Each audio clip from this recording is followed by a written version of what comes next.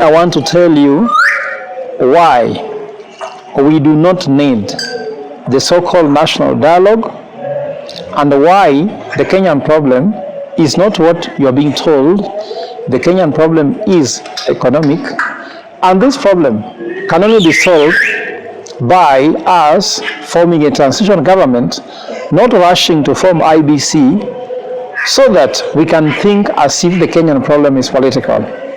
First and foremost, let us not frame the Kenya's growing discontent as a tribal fight between the Kalenjin and the Kikuyu communities. The real concern is not ethnic rivalry. The real concern is not who is not in government and who is in government. I can see even some laws are being dragged into the fact that they're in government. They are not in government, because numbers don't lie. We have laws in government as CSS, 2. We have laws in government as PSS, 2 of them. But do you know that we have 18 PSS in government for Mount Kenya? Do you know that we have 8 CSS in government for Mount Kenya? So arithmetically, Luos are not in government if Kikuyus are not. Because if Kikuyu are being told they are not in government, yet they have 18 PSS and 8 CSS, how can Luos be in government if they only have 2 CSS and 2 PSS? So let us not be told that somebody's government, we have the government of Kenya, that's what the constitution considers. So there's nothing like Kenya Kwanza government, broad-based government. We only have one government called the government of Kenya. The real issue in Kenya is leadership. William Ruto has failed not because he's a Kalenjin. William Ruto has failed because he does not have leadership attributes. William Ruto is the only president of Kenya who has no professional background. I said earlier that Kenyatta worked as a water meter reader in Nairobi County. That was his first job. The second president of the Republic of Kenya, who is Daniel Arap Moi, was a teacher. The third president, Mwai Kibaki, was an economist, a teacher, a lecturer. Uhuru Kenyatta worked in Kenya Commercial Bank, so he was a banker for some, if you want to say that. William Ruto's first job was Youth for Kanu 92 and then MP. So leadership has led to economic degradation in Kenya. Lack of leadership has led to the collapse of healthcare. Lack of leadership has led to the broken healthcare system, which does not connect to job creation that has brought the largest youth unemployment in the history of Kenya, and is growing very fast. So these are not tribal problems, they are Kenyan problems. These problems are Kenyan problems, not any tribe's problem. And I want to say, is a mantra that injustice anywhere is injustice everywhere.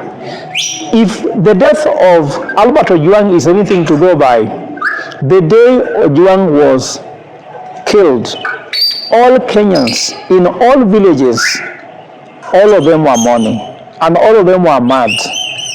Sabasaba Day was that serious because people went to mourn Ojwang, and it was actually enhanced. The 25th of June commemoration was enhanced by Ojwang's death. Can you imagine somebody burning a tire in Mount Kenya to protest the death of Ojwang? Can you imagine someone burning a tire in Eldoret to protest the death of Boniface Mwangi? It simply tells you that the problem is not tribal. It is never going to be tribal. It will never be tribal. The problem is Kenyan, and injustice to any Kenyan is injustice to all Kenyans, because you just don't know when it will actually affect your family directly. A bullet will come knocking to you. Now they are saying they'll shoot your leg. This leg, the bullet does not know that this tribe, the bullet should not hit their leg. The bullet will hit all of them. So someone is not supposed to mislead you. So there is no need for dialogue on those issues. The Kenyan problem is leadership. So long as we have the leadership that is clueless, is incompetent, grossly corrupt, there is no need of dialogue with someone who will not be able to implement anything in dialogue. There have been so many dialogue. An article what happened? There are so many things that Ruto has given as a report, even for education, education, healthcare.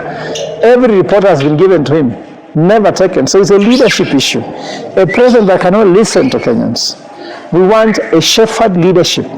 Someone who can actually listen to Kenyans, like Jesus says in the parable of the shepherd, that the shepherd needs to know you. You need to know your shepherd. You need to know their voice. You need to know their smell. They need to know your smell. And you can't know someone without listening to them. So you see, if you want to know the president does not care, they are calling for dialogue, they are calling for conclave, yet they rush to swear in IBC. What if the constitution or reconstitution of IBC is one of the elements in the dialogue? I'd say it clearly that we need national transition government to oversee this problem we are having. Ruto cannot lead us through an election.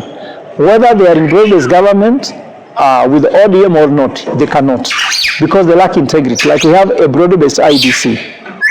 So with these kind of things, we require a transitional government, because someone cannot tell you, come with dialogue, when they are carrying a gun aiming at your leg, then you have not even a knife, and telling you, let us dialogue. Dialogue needs equal playing field, needs some level of equality. So this dialogue can only be carried upon when we have a transition government that is neutral, and this transition government should come in to hold Kenya in trust for 2.5 years. After that, we can have an election, and William Ruto is allowed to contest again, but we are asking him to take a cool-off period of 2.5 years. We call it let it breathe. There's a song said, when love hurts, it won't work. So the love that Ruto thinks he has with Kenya is not working. Let it breathe. Just breathe. Let somebody come in and put system in place, ensure there's the right IBC which is not compromised, ensure that unites Kenya back so that we go to an election when there's no shouting like one term, half term. We go through an election when it is neutral through a transition government. For the sake of the peace of this country, I warn you, please, let's all call for this transition government that will allow Ruto to come back through an election. He has lost the social license to rule Kenya. The only thing to do is to go back for it and get it back from the people. Because if they are saying no more, they have said Ruto must go. So why, if you believe you are the right person, why not take time off and come back after you have been elected by the people? So IBC is the agency he's putting, because the most important thing for William Ruto is the election. That's why we need the transitional government that is neutral to help guide us through Kenyans. And I believe that if we take this advice, it's not against the president. It is just about the country. William Ruto says that if there is no country for him, there is no country for us, which means if he is not the president, we rather all die. The words which have been stated by his CS Interior and himself and other people really says that there is a need for us to have a transitional government to smoothen things, and then we come back. Thank you very much. God bless you. God bless Kenya. Let us be patriotic. Tuwe wazalendo milele. Asante.